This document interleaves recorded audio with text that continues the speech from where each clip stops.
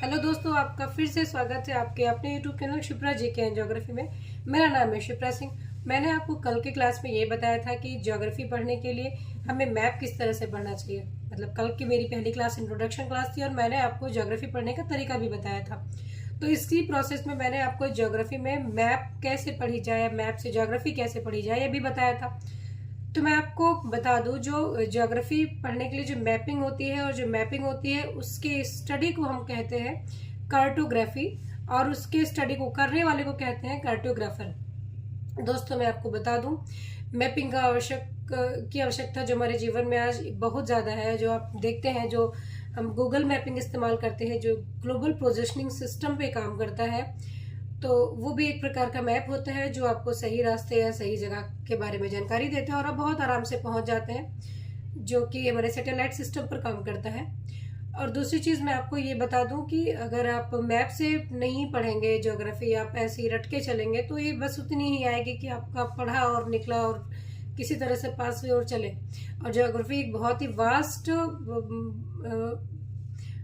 Space रखता है आपके सिलेबस में, जिसे आपको पढ़ना चाहिए, कवर करना चाहिए डेली बेसिस पे। कितना इंपॉर्टेंट है, आप इस चीज़ को ऐसे ही समझ जाइए कि अगर आप अक्सर आप बच्चों को या लोगों को बात करते सुने हैं, उन्हें न्यूयॉर्क और वाशिंगटन डीसी कहाँ पड़ता है, क्या न्यूयॉर्क में वाशिंगटन डीसी पड़ता है। मैं आई दिन कई सारे शोज ऐसे देखती हूँ या कोई रियलिटी शोज है जिसमें वो गलत तरीके से बता देते हो, तो एलए यहाँ पड़ता है, तो न्यूयॉर्क यहाँ पड़ता है, तो क्या वाशिंगटन डीसी में न्यूयॉर्क पड़ता है? नहीं, ऐसा नहीं है, दोनों यूएस में पड़ता है। सबसे पहले तो आपको इसके लिए ये पता होना चाहिए कि यूएस कहाँ पड़ता है, किस कॉन्टिनेंट में पड़ता है।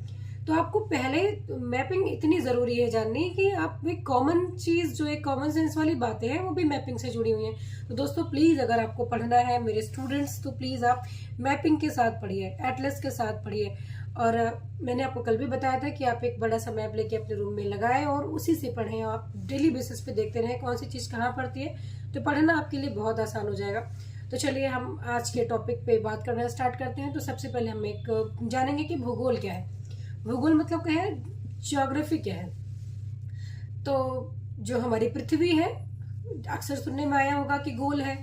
मतलब एक, वैसे तो अब बहुत क्लियर कट बोला जाता है कि पृथ्वी गोल नहीं है, ये संतरे के आकार की है, ये अमरूद के आकार की है। तो एक एग्जाम्पल सेट किया गया है, संतरा अमरूद। संतरा अमरूद कैसे होता है कि मतलब वो कहीं से उठा हुआ होता है, कहीं से चिपका हुआ होता है, एकदम एग्जैक्टली तो गोल नहीं होता ना। तो इसीलिए हमें बताया गया कि जो पृथ्वी है वो संतरे या अमरूद के आकार की है, मतलब वो कहीं चिपटी हुई है, कहीं उठी हुई है। तो अगर आप देखेंगे, जो हमारी पृथ्वी है, अगर कहीं से चिपकी हुई है और कहीं से उठी हुई है, मतलब वो बिल्कुल इक्वल सरफेस एरिया में नहीं आती है। मतलब जो हमारी पृथ्वी है, जो उसका आकार है, उसे कहा जाता है जियोइड आकार। क्या कहते हैं? जियोइड आकार। किस आकार की है? जियोइड आकार की है। तो दोस्तों मैं आपको बता दूं, जो हम पृथ्वी के आकार की या किसी भी सोलर सिस्टम की किसी भी बॉडी की या पृथ्वी के वातावरण के बाहर किसी भी स्थल की या किसी भी आकृति की बात करते हैं जो सोलर सिस्टम का पार्ट हो, जो पृथ्वी के वातावरण के बाहर का भी पार्ट हो, उसको हम किसके अंतर्गत पढ़ते हैं? उसको हम पढ़ते हैं एस्ट्रोनॉमी के अंतर्गत। लेकिन अगर हमें इस बात का अध्ययन करना पड़ जाए कि पृथ्वी की स्थल आकृति के हिसाब से, पृथ्वी की स्थल आकृति कैसी है, जैसे कि मैंने आपको बताया कि पृथ्वी हमारी जियोइड का आकार की है, तो वो उसका अध्ययन हम करते हैं टोपोग्राफी के अंतर्गत। किसके अंतर्गत? टोपोग्राफी के अंतर्गत। और अगर हम पृथ्वी के अंदर की बात करें कि पृथ्वी के अंदर जो भी क्या सिस्टम है, कितनी लेयर्स हैं, किस लेयर में किस धातु की मात्रा अधिक पाई जाती है, हमारे पृथ्वी में कहाँ पर लिक्विड फॉर्म है, कहाँ पर एक ठोस फॉर्म है, कहाँ पर किस तरह से पृथ्वी की बनावट कैसी है, पृथ्वी के अंदर की तरफ लावा कहाँ पर है, तो ये सारी चीज़ें हमें कहीं कहाँ से पढ़ने को मिलती है, ये सब हम पढ़ते हैं जियोलॉजी के अंतर्गत। इसके अलावा हम वर्ल्ड ज्योग्राफी पढ़ेंगे, हम इंडियन ज्योग्राफी पढ़ेंगे। दोस्तों आगे बढ़ने के पहले हम ये जानने की कोशिश करेंगे कि इस ब्रह्मांड का निर्माण कैसे हुआ। इस ब्रह्मांड के निर्माण के बारे में कहा जाता है कि बहुत सारी थ्योरीज बहुत प्रचलित है, लेकिन जो सबसे ज्यादा प्रचलित थ्योरी है वो है जॉर्ज लेमेत्रे के द्वारा दी गई थ्योरी। जॉर्ज लेमेत्रे ने एक बिग बैंग की थ्योरी दी थी। जॉर्ज लेमेत्रे बेल्जियम के वैज्ञानिक थे और एक कैथोलिक पुजारी भी थे, साइंटिस्ट भी थे। ये वहां पर एक खगोलविद शास्त्री और भौतिकी के प्रोफेसर थे। इन्होंने बताया कि बिग बैंग की घटना किस प्रकार से हुई होगी। इन्होंने बताया कि एक मटर के बराबर छोटे से पदार्थ में अति संकेंद्रण उच्च घनत्व के कारण महाविस्फोट हुआ, जिसके कारण इस ब्रह्मांड का निर्माण हुआ। जो आधुनिक वैज्ञानिक है इसे लगभग 13.7 अरब वर्ष पूर्व का मानते हैं। कहा जाता है इस विस्फोट के कारण इलेक्ट्रॉन, न्यूट्रॉन और जो प्रोटॉन थे, ये तीनों अस्तित्व में आए। इसमें गुरुत्वाकर्षण बल, विद्युत चुंबकीय बल, छीड़ बल और प्रबल बल, ये भी अस्तित्व में आए, जिसके कारण इस ब्रह्मांड का निर्माण हुआ और जिसके कारण जो ब्रह्मांड है संचालित हो रहा है या जैसे वर्क कर रहा है। जो बॉडीज है हमारी, जो जितनी भी सेलेस्टियल बॉडीज है, जो एक दूसरे से इसी का कारण बंधी हुई हैं और एक दूसरे में समाहित होकर के इस पूरे ब्रह्मांड का निर्माण हुआ और वो काम कर रही हैं। अब हम जानेंगे बिग क्रंच की थ्योरी के बारे में कि बिग क्रंच की थ्योरी क्या कहती है। वैज्ञानिक एडविन हब्बल के द्वारा दी गई थ्योरी, जिसका नाम है बिग क्रंच की थ्योरी। बिग क्रंच की थ्योरी के अनुसार जितनी भी आकाश गंगाएं ब्रह्मांड में, वो एक दूसरे से दूर जा रही हैं, अर्थात फैल रही हैं।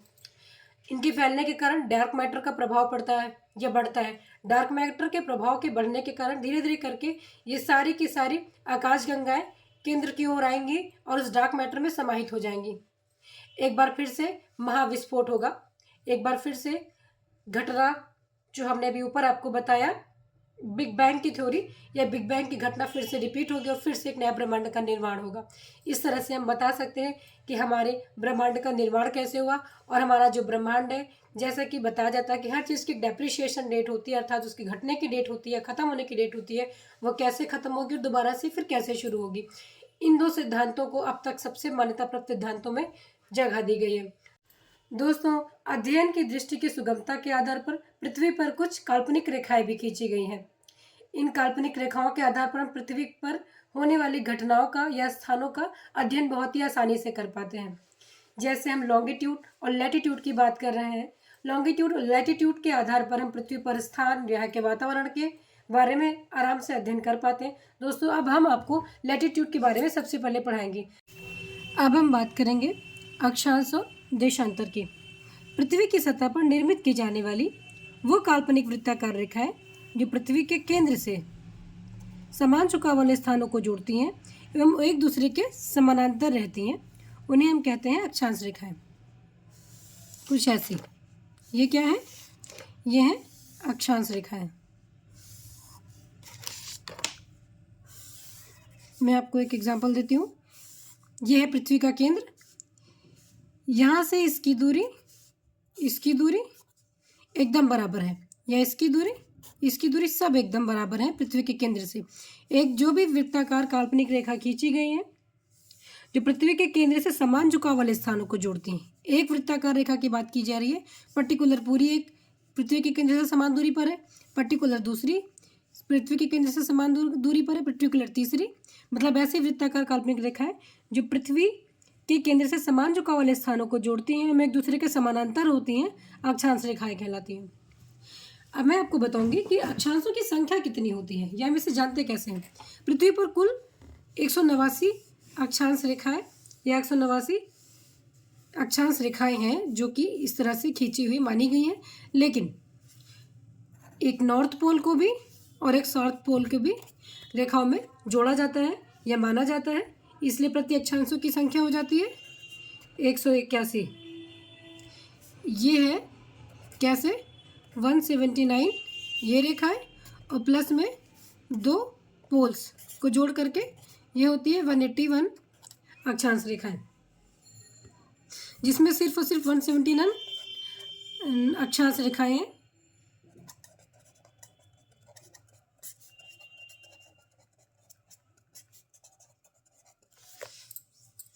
बाकी सब अक्षांश रेखाएं हैं, लैटिट्यूड रेखाएं हैं। बाकी 2 पोल्स को मिलाकर के ये हो जाती हैं 181। 10 डिग्री नॉर्थ, यहाँ पर एक 10 degree north to 10 degree south में अक्षांश के मध्य वर्ष भर सूर्य की किरणें बिल्कुल सीधी पड़ती हैं। 10 डिग्री नॉर्थ और साउथ के बीच वर्ष भर सूर्य की किरणें बिल्कुल सीधी पड़ती हैं। इसे विषुवत रेखीय क्षेत्र, इसे विषुवत रेखीय क्षेत्र कहते हैं। क्या कहते हैं?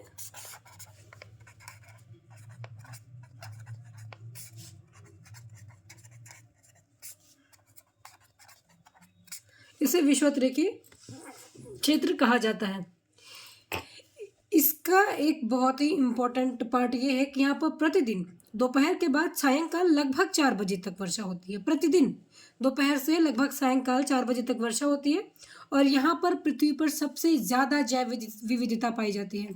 सबसे जैव विविधता वाला, ज़्यादा जैव विविधता वाला केंद्र है ये, मैक्सिमम जैव विविधता वाला एरिया कौन सा है? इक्वेटर के आसपास का 10 degree north to 10 degree south वाला जो एरिया है, मैक्सिमम जैव विविधता, या इसको अगर इंग्लिश में बोले तो बायोडाइवर्सिटी मैक्सिमम कहाँ पाई जाती है पूरी पृथ्वी पर? तो वो है इक्वेटर के आसपास, दोनों तरफ 10 डिग्री नॉर्थ है, 10 डिग्री साउथ में। अब बात स्टूडेंट्स, इसे मैंने काल्पनिक आधार पर पृथ्वी माना है। यदि ये पृथ्वी है तो हम मानते हैं इसके बीचों बीच से जो लाइन काल्पनिक या जो काल्पनिक रेखा खींची गई है, इस इमेजिनरी लाइन को, इस काल्पनिक लाइन को, इस काल्पनिक रेखा को क्या कहते हैं? इक्वेटर। ठीक इसके ऊपर 23.5 डिग्री पे और ठीक इसके नीचे 23.5 डिग्री पे एक लाइन और खींची गई है। ये आपका है 0 डिग्री, इसे कहा गया है इक्वेटर। इसे क्या कहा गया है? इक्वेटर। ये आपकी 23.5 डिग्री, चूँकि ये नॉर्थ में पड़ती है, इक्वेटर के नॉर्थ में, इट्स मीन ये नॉर्थ हेमिस्फीयर है, और ये क्या है? ये साउथ हेमिस्फीयर है। नॉर्थ के ऊपर पड़ने वाला इक्वेटर से लेकर के पूरा हेमिस्फीयर नॉर्थ हेमिस्फीयर, इक्वेटर के साउथ में पड़ने वाला पूरा हेमिस्फीयर साउथ हेमिस्फीयर। सेम ऐसे इसके साउथ में भी 23.5 डिग्री की एक सर्कल हमने इमेजिन की है।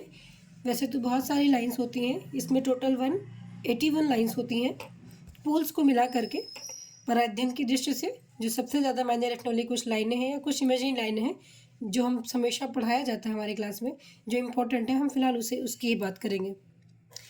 ठीक है, ऐसे ही यहाँ पर 66। दोस्तों, हमने जो भी पढ़ा अभी, हमने आपको जो भी बताया अक्षांश के बारे में या लैटिट्यूड के बारे में, अब हम उसके की पॉइंट्स एक बार फिर से डिस्कस कर लेते हैं।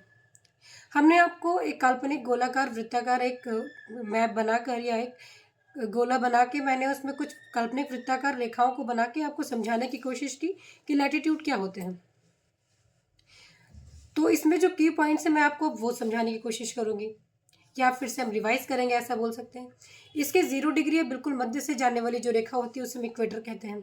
23.5 से जो रेखा जाती है उसे हम ट्रॉपिक ऑफ कैंसर कहते हैं। ट्रॉपिक ऑफ कैंसर भारत के मध्य से गुजरी है। उसके ऊपर 66.5 से जो रेखा गई है उसे हम आर्कटिक सर्कल कहते हैं। ठीक इसी तरह से हम साउथ में जाएंगे तो वहाँ पर जो 23.5 डिग्री जो एक रेखा काल्पनिक खींची गई है उसे ट्रॉपिक ऑफ कैप्रिकॉर्न कहते हैं। उसके नीचे जो एक रेखा 66.5 खींची गई है उसे हम कहते हैं अंटार्कटिक सर्कल। उसे हम क्या कहते हैं? Antarctic circle. ऊपर नॉर्थ पोल, नीचे साउथ पोल, इन दोनों के बीच में 66.5 टू नॉर्थ पोल तक ये दोनों तरफ फ्रिजिड जोन होते हैं। यहाँ पर 6 माह का दिन और 6 माह की रात होती है। दोस्तों, आज के लिए बस इतना ही। हम फिर से उम्मीद करते हैं कि आपको हमारी क्लास अच्छी लगी होगी। कृपया हमारे चैनल को लाइक, सब्सक्राइब एंड शेयर करिए। और आपका बहुत बहुत धन्यवाद हमारे चैनल पर बने रहने के लिए और हमारी क्लास को समझने के लिए।